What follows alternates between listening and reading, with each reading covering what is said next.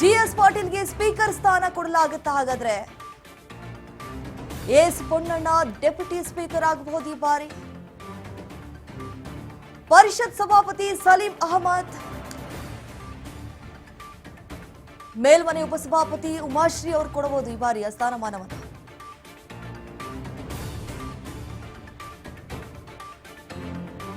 GS ಪಾಟೀಲ್ಗೆ ಏನಾದರೂ speaker ಸ್ಥಾನ ಒಲಿಯುತ್ತಾ ಅನ್ನುವಂತಹ ಪ್ರಶ್ನೆ ಸಹಜವಾಗಿ ಮೂಡುತ್ತೆ. ಈಗಾಗಲೇ ಏನು ಇಷ್ಟೊತ್ತು ಕೌಂಟ್ ಡೌನ್ ಶುರುವಾಗಿತ್ತು, ಈಗ ಫೈನಲಿ ಲಿಸ್ಟ್ ಕೂಡ ರೆಡಿ ಆಗಿದೆ. ಯಾವ್ಯಾವ ಸ್ಥಾನ ಯಾರ್ಯಾರು ಕೊಡಬೇಕು, ಯಾರ್ಯಾರಿಗೆ ಸ್ಥಾನಮಾನವನ್ನು ಹಂಚಿಕೆ ಮಾಡಬೇಕು ಅನ್ನುವಂಥದ್ದು ಈಗ ನಿಜಕ್ಕೂ ದೊಡ್ಡ ಸವಾಲಾಗಿದೆ.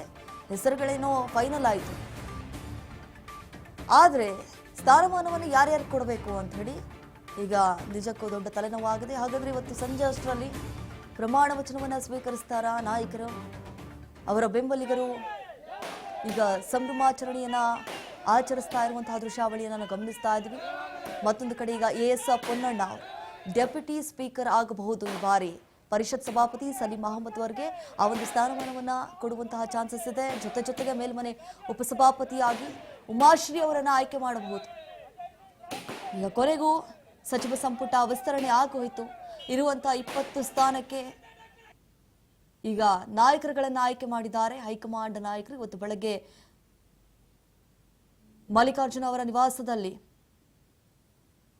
ಹೈ ವೋಲ್ಟೇಜ್ ಮೀಟಿಂಗ್ ಇತ್ತು. ಈ ಒಂದು ಹೈ ವೋಲ್ಟೇಜ್ ಮೀಟಿಂಗ್ ನಲ್ಲಿ ಮಹತ್ವದ ಬೆಳವಣಿಗೆಗಳು ಕೂಡ ಆಗಿದ್ದಾವೆ. ಯಾಕಂತಂದ್ರೆ ಇವತ್ತು ಕೂಡ ಫೈನಲ್ ಆಗುತ್ತಾ ಇಲ್ವಾ ಲಿಸ್ಟ್ ಅನ್ನುವಂತಹ ಪ್ರಶ್ನೆ ಸಹಜವಾಗಿ ಮೂಡಿತ್ತು.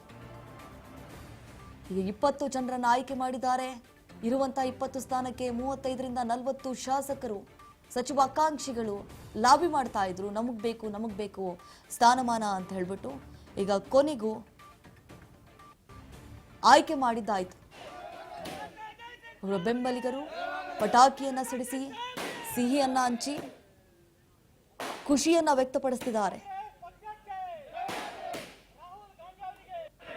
ಸಂಪುಟ ವಿಸ್ತರಣೆಯ ಕುರಿತು ಈಗ ಕೆಲವೊಂದಿಷ್ಟು ನಾಯಕರುಗಳನ್ನ ಆಯ್ಕೆ ಮಾಡಾಯಿತು. ಹಾಗಾದ್ರೆ ಉಳಿದಂತಹ ನಾಯಕರುಗಳು ಸಚಿವ ಆಕಾಂಕ್ಷಿಗಳಾಗ್ತೀವಿ ಅನ್ನುವಂತಹ ಹೋಪ್ಸ್ ಅನ್ನ ಕೂಡ ಆಬ್ವಿಯಸ್ಲಿ ಇಟ್ಕೊಂಡಿರ್ತಾರೆ.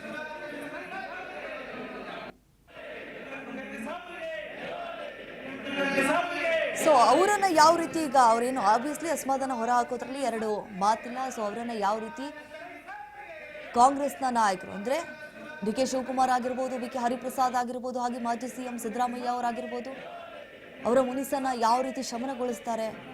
ಯಾಕಂತಂದ್ರೆ ಈ ಹಿಂದೆ ಕೂಡ ನಾವು ಗಮನಿಸಿದಾಗೆ ಸಿದ್ದರಾಮಯ್ಯ ಅವರ ಸರ್ಕಾರ ಇತ್ತಲ್ಲ, ಆ ಸಂದರ್ಭದಲ್ಲಿ ಕೆಲವೊಂದಿಷ್ಟು ಶಾಸಕರುಗಳು ಹೇಳ್ತಾ ಇದ್ರು ನಮಗೂ ಚಾನ್ಸ್ ಕೊಡಿ ಅಂತ ಹೇಳಿ ಬಿಗಿಪಟ್ಟನ್ನ ಹಿಡಿದಿದ್ದಂತಹ ಕೆಲವೊಂದಿಷ್ಟು ಸಚಿವಾಕಾಂಕ್ಷಿಗಳಿದ್ದಾರೆ.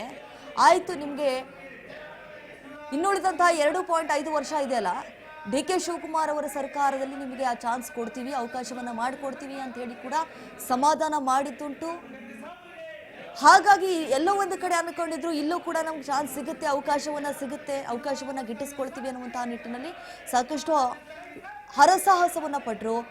ಹೈಕಮಾಂಡ್ ಮಟ್ಟದಲ್ಲಿ ಸಾಕಷ್ಟು ಮನವೊಲಿಸುವಂತಹ ಪ್ರಯತ್ನ ಆಯಿತು. ಯಾಕಂತಂದ್ರೆ ಹಿಂದೆ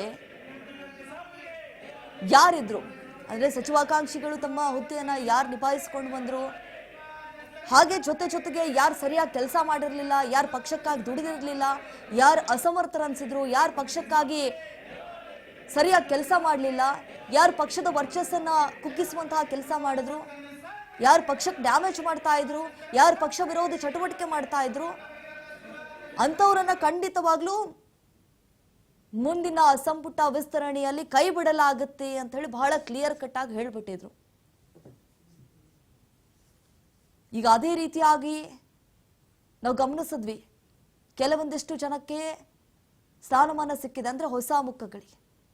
ಯಾರು ಇಷ್ಟು ದಿನ ಶಾಸಕ ಸ್ಥಾನವನ್ನ ನಿಭಾಯಿಸಿಕೊಂಡು ಬಂದಿದ್ರಲ್ಲ ಅಂತವ್ರಿಗೆ ಈ ಬಾರಿ ಚಾನ್ಸಸ್ ಸಿಕ್ಕಿರುವಂಥದ್ದು. ಒಂದು ಕಡೆ DK ಬಣದಲ್ಲಿ ಗುರುತಿಸಿಕೊಂಡಿರುವಂತಹ ಆಪ್ತರಾಗಿರ್ಬೋದು, ಸಿದ್ದರಾಮಯ್ಯ ಬಣದಲ್ಲಿ ಗುರುತಿಸಿಕೊಂಡಿರುವಂತಹ ಆಪ್ತರಾಗಿರ್ಬೋದು, ಹಾಗೆ BK ಹರಿಪ್ರಸಾದ್ ಅವರ ಬಣದಲ್ಲಿ ಗುರುತಿಸಿಕೊಂಡಿರುವಂತಹ ಆಪ್ತರುಗಳಲ್ಲಿ ಇಂತಿಷ್ಟು ಜನಕ್ಕೆ ಅಂತ ಹೇಳಿ ಈಗ ಸ್ಥಾನಮಾನ ಕೊಟ್ಟಿದ್ದಾರೆ. ಬಹಳಷ್ಟು ಅಳೆದು ತೂಗಿ ಅಂದ್ರೆ ಪ್ರತಿ ಸತಿ ನಾವು ಗಮನಿಸಿದಾಗೆ ಸುಮ್ಮನೆ ಸಚಿವ ಸಂಪುಟ ವಿಸ್ತರಣೆ ಮಾಡ್ಬೇಕಾ, ಮಾಡ್ಬಿಡ್ತಾ ಇದ್ರು. ಬಟ್ ಈಗ ಆ ರೀತಿಯಾಗಿ ಮಾಡ್ಲಿಲ್ಲ. ಯಾಕಂತಂದ್ರೆ ಹಿಂದೆ ನಾವು ಗಮನಿಸಿದಾಗೆ ಮಾಡ್ತೀವಿ ಅನ್ಕೊಂಡೇ ಬಂದ್ಬಿಟ್ರು. ಆಯ್ತು ಮಾಡೋಣ, ಇವತ್ತು ಮಾಡೋಣ, ನಾಳೆ ಮಾಡೋಣ ಅಂತ ಹೇಳ್ಬಿಟ್ಟು ಬರೀ ಕ್ಯೂರಿಯಾಸಿಟಿ ಹುಟ್ಟಿಸಿದ್ದೇ ಆಗೋಗಿತ್ತು. ಯಾಕಂತಂದ್ರೆ ಹಿಂದೆ ನಾವು ಗಮನಿಸಿದಾಗೆ ಕಾಕ್ರೋಚ್ ಪಾರ್ಟಿ ಯಾವ ರೀತಿ ಪ್ರತಿಭಟನೆ ಮಾಡ್ತು, ಆ ಪ್ರತಿಭಟನೆಯಲ್ಲಿ ಹೈಕಮಾಂಡ್ ನಾಯಕರು ಕೂಡ ಪಾಲ್ಗೊಂಡಿದ್ರು. ಸೊ ಹಾಗಾಗಿ ಈ ಸಚಿವ ಸಂಪುಟ ವಿಸ್ತರಣೆ ಮಾಡೋದಕ್ಕೂ ಕೂಡ ಆಗ್ತಾ ಇರಲಿಲ್ಲ.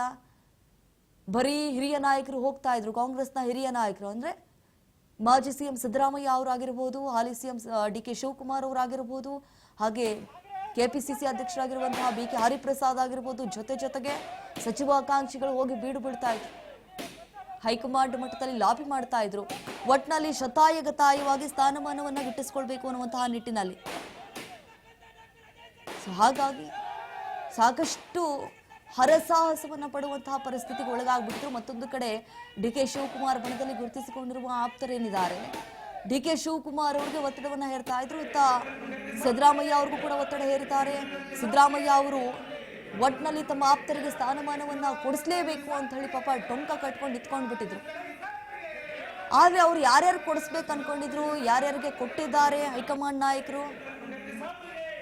ಸೊ ಈಗ ಯಾವ ರೀತಿ ಅಂದ್ರೆ ಹೋಪ್ಸ್ ಇಟ್ಕೊಂಡಿದ್ರಲ್ಲ ಅಂತವ್ರಿಗೆ ಸಿಗ್ಲಿಲ್ಲ ಅನ್ನುವಂತಹ ಕಾರಣಕ್ಕಾಗಿ ಮುಂದಿನ ದಿನಗಳಲ್ಲಿ ಯಾವ ರೀತಿ ಸಿದ್ದರಾಮಯ್ಯ ಅವರ ವಿರುದ್ಧವಾಗಿ, ಸಿದ್ದರಾಮಯ್ಯ ಅವರ ಮೇಲೆ ಅಸಮಾಧಾನ ಹೊರ ಹಾಕ್ತಾರೆ ಅನ್ನುವಂಥದ್ದು ಈಗ ಪ್ರಶ್ನೆಯಾಗಿದೆ. ಇಷ್ಟು ದಿನಗಳ ಕಾಲ ಅಟ್ಲೀಸ್ಟ್ ಒಂದು 2-3 ಹೆಸರುಗಳು ಗೊತ್ತಾಗ್ತಾ ಇತ್ತು, ಇವ್ರಿಗೆ ಇಂತಹ ಸ್ಥಾನಮಾನ ಕೊಟ್ಟಿದ್ದಾರೆ ಅಂತ ಹೇಳಿ. ಬಟ್ ಈ ಬಾರಿ ಬಹಳ ನಿಗೂಢ ಮೇಂಟೈನ್ ಮಾಡಿದ್ರು, ಬಹಳ ಸಸ್ಪೆನ್ಸ್ ಆಗಿಟ್ಟಿದ್ರು. ಈಗ ಶಿವರಾಜ್ ತಂಗಡಗಿ ಅವರ ಬೆಂಬಲಿಗರು ಅವರ ಮನೆಗೆ ಹೋಗಿ ವಿಶ್ ಮಾಡಿ, ಹಿಂದೆ ಕೂಡ ಕನ್ನಡ ಮತ್ತು ಸಂಸ್ಕೃತಿ ಇಲಾಖೆಯ ಹುದ್ದೆಯನ್ನು ನಿಭಾಯಿಸಿಕೊಂಡು ಬಂದವರು ಶಿವರಾಜ್ ತಂಗಡಗಿ ಅವರು. ಸೊ ಈ ಬಾರಿ ಯಾವ ಹುದ್ದೆಯನ್ನು ಕೊಡಲಾಗುತ್ತೆ ಶಿವರಾಜ್ ತಂಗಡಗಿ ಅವರಿಗೆ ಅನ್ನುವಂತಹ ಪ್ರಶ್ನೆ ಸಹಜವಾಗಿ ಮೂಡ್ತಾ ಇದೆ. ನೋಡಿ, ಕೊನೆ ಕ್ಷಣವರೆಗೂ ಕೂಡ ಗೌಪ್ಯವಾಗಿಟ್ಟಿದ್ರು. ಈಗ ಯಾರೆಲ್ಲ ಅತೃಪ್ತರಾಗ್ತಾರೆ ಅವರನ್ನು ಯಾವ ರೀತಿ ಮನವೊಲಿಸುವಂತಹ ಕಾರ್ಯ ಆಗುತ್ತೆ. ನಿಜಕ್ಕೂ ರಾಜ್ಯ ರಾಜಕಾರಣದಲ್ಲಿ ತೀವ್ರ ಕುತೂಹಲ ಕೆಡೆ ಮಾಡಿಕೊಡ್ತಾ ಇರುವಂತಹ ಸಂಗತಿ ಅಂತಂದ್ರೆ ಸಚಿವ ಸಂಪುಟ ವಿಸ್ತರಣೆ ಆಲ್ಮೋಸ್ಟ್ ಅಂತಿಮ ಹಂತಕ್ಕೆ ಬಂದು ತಲುಪಿದೆ. ಯಾವ್ಯಾವ ಸ್ಥಾನಮಾನವನ್ನ ಕೊಡ್ತಾರೆ, ಅವ್ರವ್ರಿಗೆ ಯಾವ ಹುದ್ದೆಯನ್ನ ಕೊಡ್ತಾರೆ ಅನ್ನುವಂಥದ್ದು ಈಗ ಬಹುದೊಡ್ಡ ಪ್ರಶ್ನೆ ಆಗಿರುವಂಥದ್ದು. ನೋಡಿ, ಈಗ ಸಚಿವ ಸ್ಥಾನ ವಂಚಿತ ಶಾಸಕರಿಂದ ಸಾರ್ವಜನಿಕ ಆಕ್ರೋಶ ಅಥವಾ ಸಂಘಟಿತ ಪ್ರತಿಭಟನೆಗಳು ಎದುರಾಗುವುದು, ಅದನ್ನು ಯಾವ ರೀತಿ ತಡಿಬೇಕು? ಆಬ್ವಿಯಸ್ಲಿ ಶಾಸಕರು ಬೇಜಾರಾಗೇ ಆಗ್ತಾರೆ. ಯಾಕಂತಂದ್ರೆ ಹಿಂದೆ ನಾವು ಗಮನಿಸಿದಾಗ 1 ತಿಂಗಳ ಕಾಲ ನಿರಂತರವಾಗಿ ಬೆಂಗಳೂರು ಟು ಡೆಲ್ಲಿ, ಡೆಲ್ಲಿ ಟು ಬೆಂಗಳೂರು ಬರೀ ಇದೇ ಆಗೋಗ್ಬಿಟ್ಟಿತ್ತು. ಹೈಕಮಾಂಡ್ ನಾಯಕರನ್ನ ಭೇಟಿ ಆಗ್ತಾರೆ, ಮಲ್ಲಿಕಾರ್ಜುನ ಖರ್ಗೆ ಅವರನ್ನ ಭೇಟಿ ಆಗ್ತಾರೆ, ನಮಗೂ ಈ ಬಾರಿ ಸ್ಥಾನಮಾನವನ್ನು ಕೊಡಿಸಿ ಅಂತ ಹೇಳಿ ಕೂಡ ದುಂಬಾಲ್ ಬಿದ್ದಿತ್ತು ಉಂಟು. ಹಾಗಾಗಿ ಯಾರಿಗೆ ಸಿಕ್ಕಿಲ್ಲ, ಯಾರು ಅತೃಪ್ತರಾಗ್ತಾರೆ ಶಾಸಕರು, ಅವರ ಬೆಂಬಲಿಗರು ಆಕ್ರೋಶವನ್ನ ವ್ಯಕ್ತಪಡಿಸೋದ್ರಲ್ಲಿ 2 ಮಾತಿಲ್ಲ, ಡೌಟ್ ಇಲ್ಲ. ಆಬ್ವಿಯಸ್ಲಿ ಆಕ್ರೋಶವನ್ನ ವ್ಯಕ್ತಪಡಿಸಬಹುದು. ಈಗಾಗಲೇ ಅಂತಿಮ ಪಟ್ಟಿಯನ್ನ ರವಾನೆ ಮಾಡಿದ್ದಾರೆ ಹೈಕಮಾಂಡ್ ನಾಯಕರು.